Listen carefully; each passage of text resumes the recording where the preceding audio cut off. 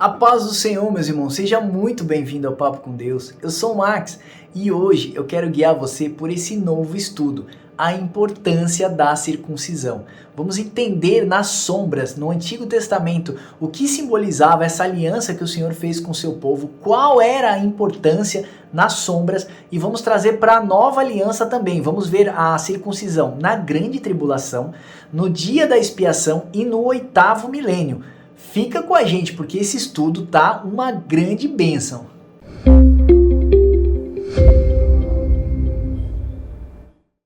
Bora lá começar esse estudo aqui que tá maravilhoso, a importância da circuncisão. Vamos entender por que a circuncisão é tão importante, o que ela representava na antiga aliança e o que ela representa na nova aliança.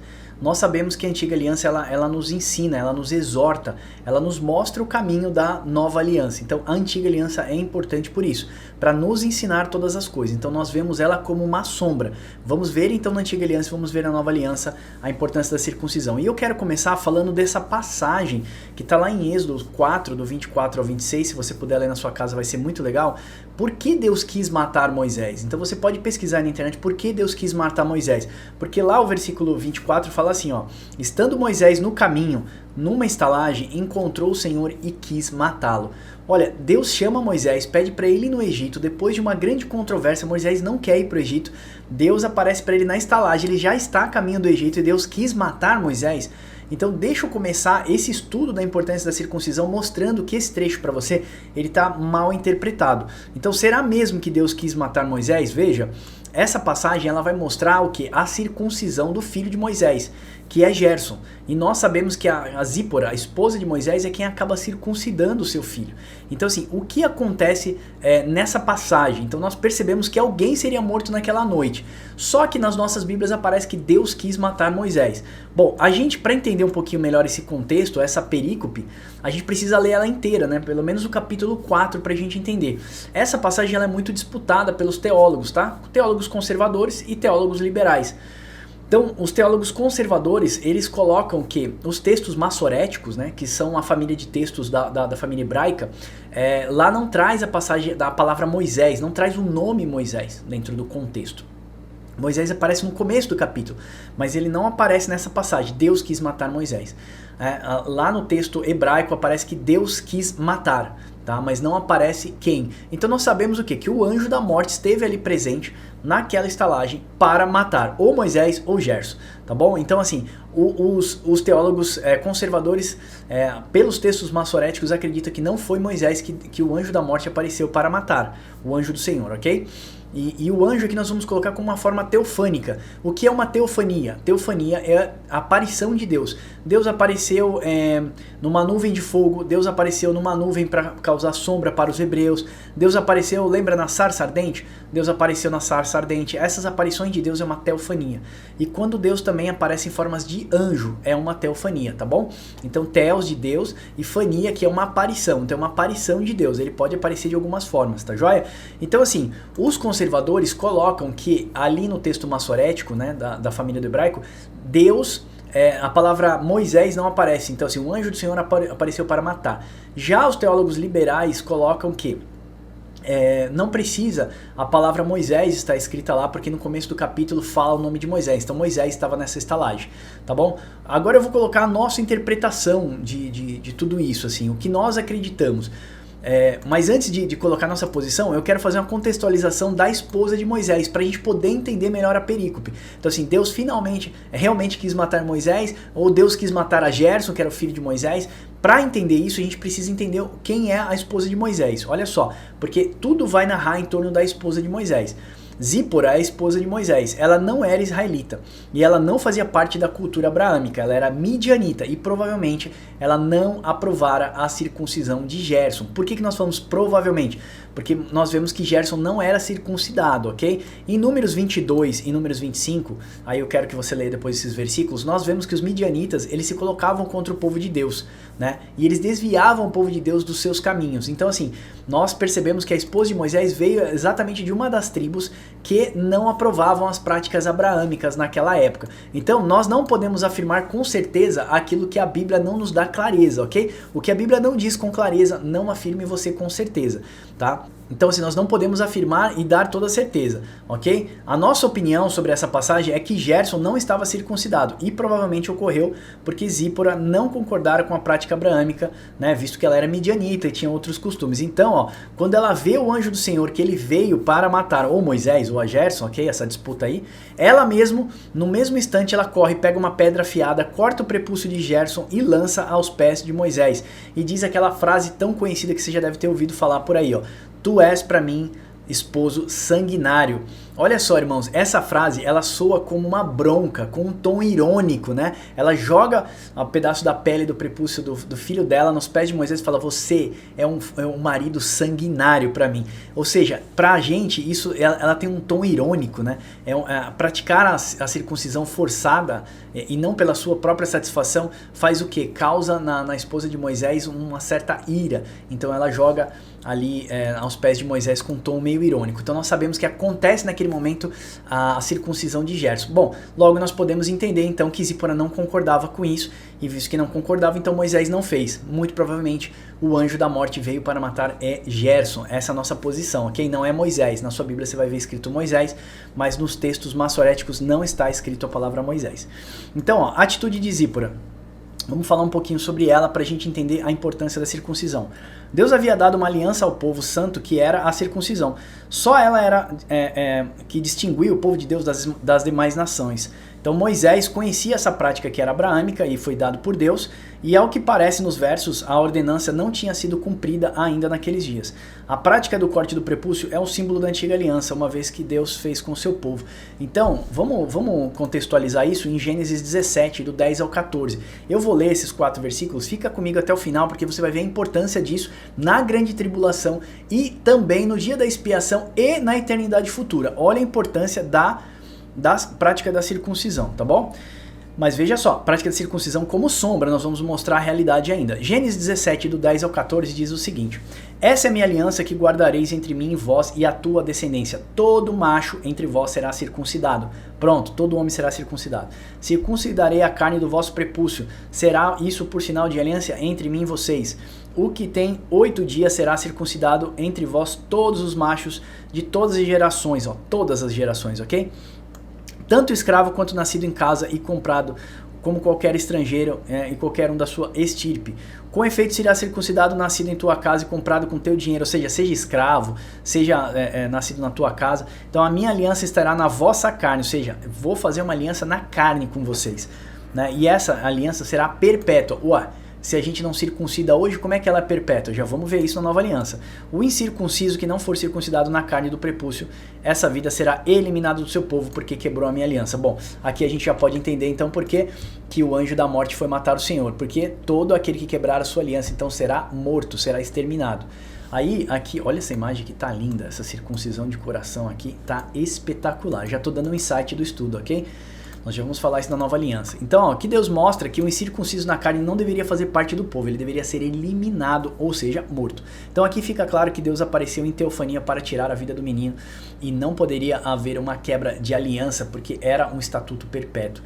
Aí, então cortava-se o prepúcio como uma forma de aliança e era na carne. Eles sentiam, na verdade, o peso do pecado, a dor do pecado na sua própria carne, ok? E aquilo ficava guardado com memória para o povo naquela época. E também isso daí, irmãos, era uma forma de higiene e doenças. Eu queria ter achado aqui um estudo que eu peguei da África, que eles estavam cortando o prepúcio de todos os machos na África para evitar a AIDS, porque o alastramento da AIDS na África foi muito grande. Então as doenças venéreas e a AIDS, ela incorre e começa pelo prepúcio do pênis do homem, tá bom? Eu não achei esse estudo, mas se você der uma pesquisada e achar, depois você põe nos comentários aqui.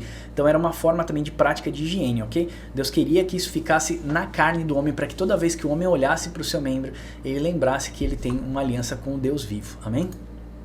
Vamos aqui? Josué circuncida o povo para entrar na terra prometida. Agora a gente já vai começar a trazer no finalzinho da antiga aliança para a nova, tá? Em Josué 5:8, tendo sido circuncidada toda a nação, ficaram no seu lugar, no arraial. Arraial é acampamento, ok?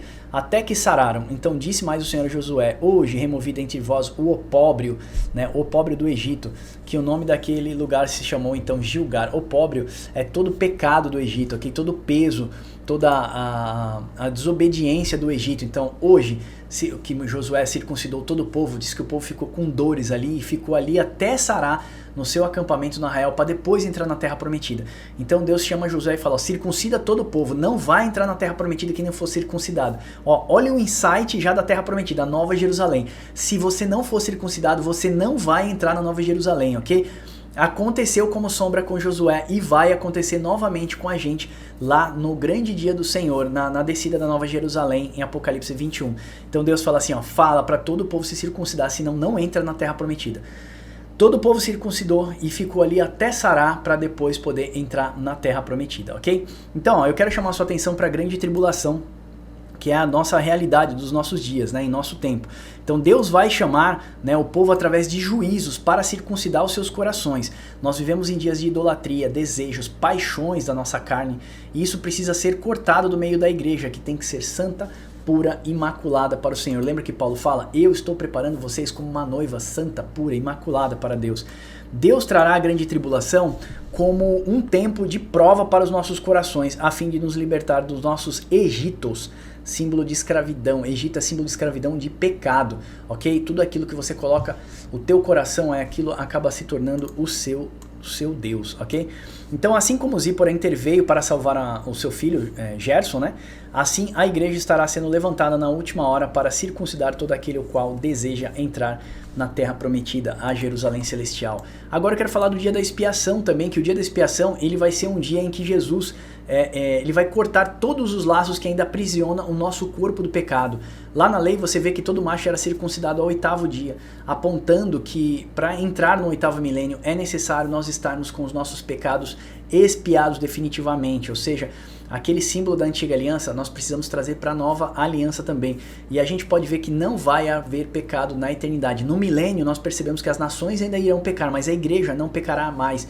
A igreja já estará com corpos glorificados. O número 8, que significa 8º milênio, o 8º dia que todo macho era circuncidado, você vê que ele não tem começo e ele não tem fim, né? Então o número 8 simboliza eternidade.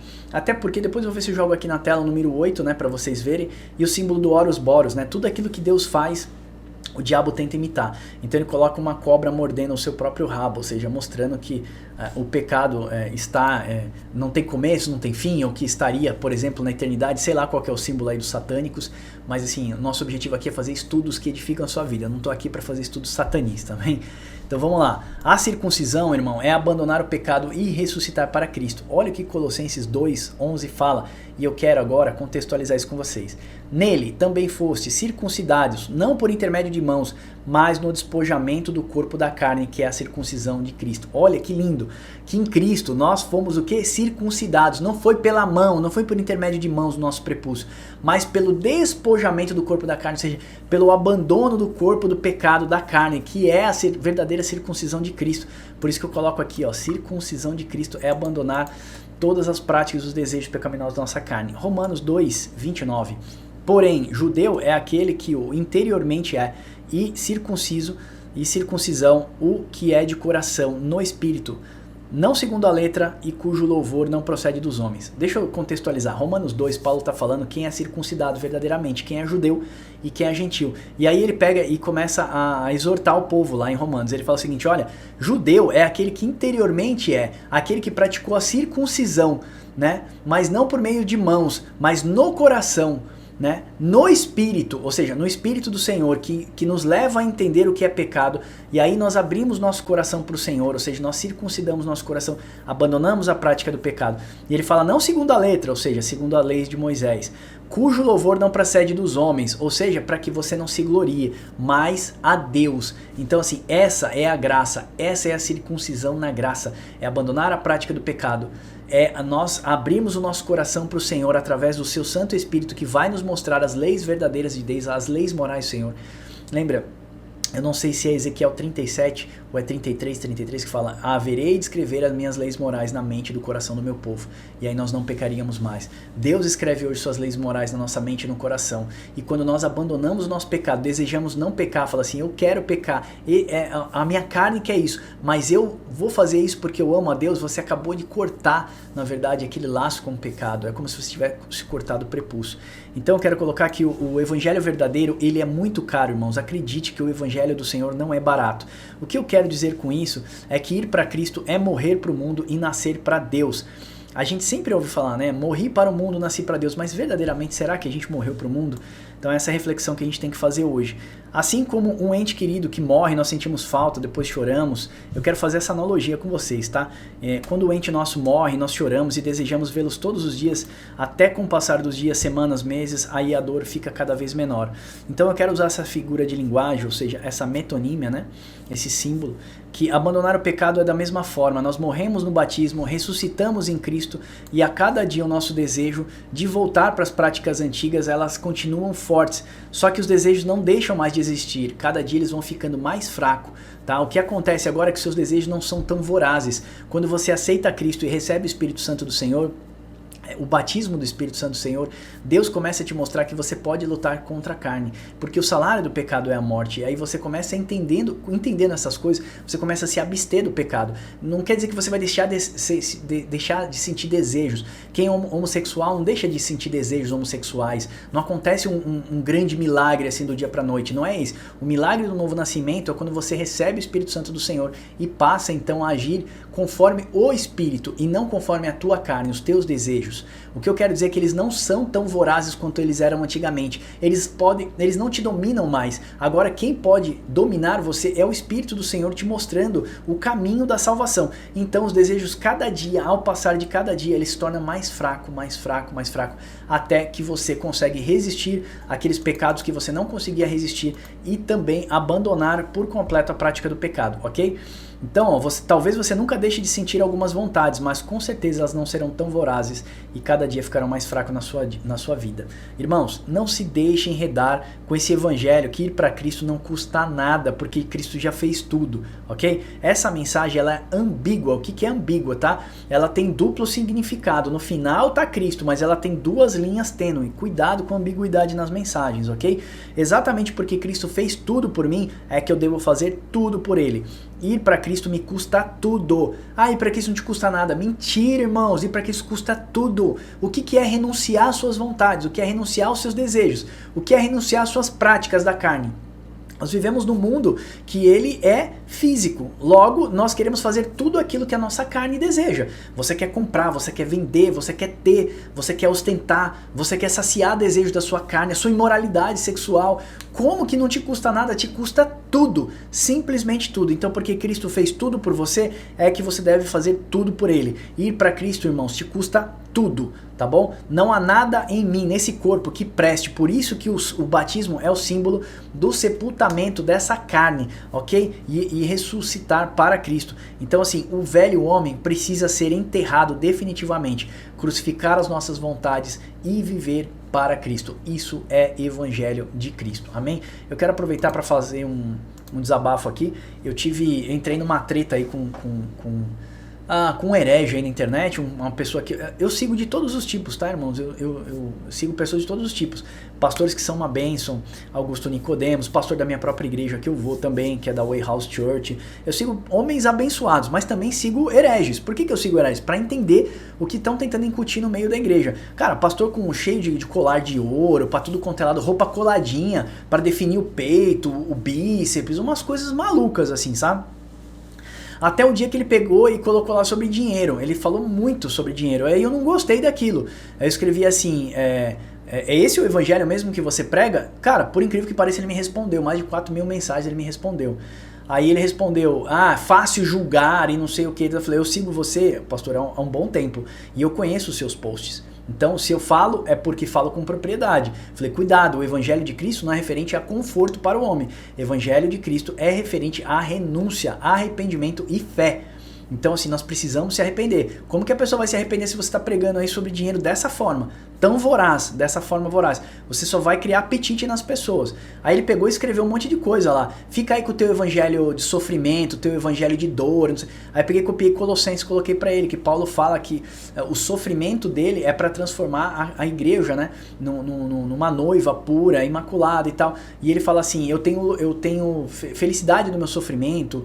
Enfim, Paulo faz uma filosofia sobre o sofrimento. Peguei e postei para ele. Ele veio e bateu de novo. Falou evangelho de sofredor, fica aí então sofrendo até a volta de Cristo, não sei o que. Ah, irmãos, eu não aguentei, meu. Peguei, mandei até pro pessoal do Papo com Deus, falei, entrei numa treta aqui, peguei e postei um monte de coisa pra ele. Você acha que suas roupas coladinhas, essas medalhas de ouro no peito, relógio, essas coisas que você faz, você fala, verdadeiramente você acha que isso é evangelho? Eu escrevi pra ele, eu falei, comparar o seu evangelho que você prega com o funkeiro é a mesma coisa, é o evangelho da ostentação, irmão.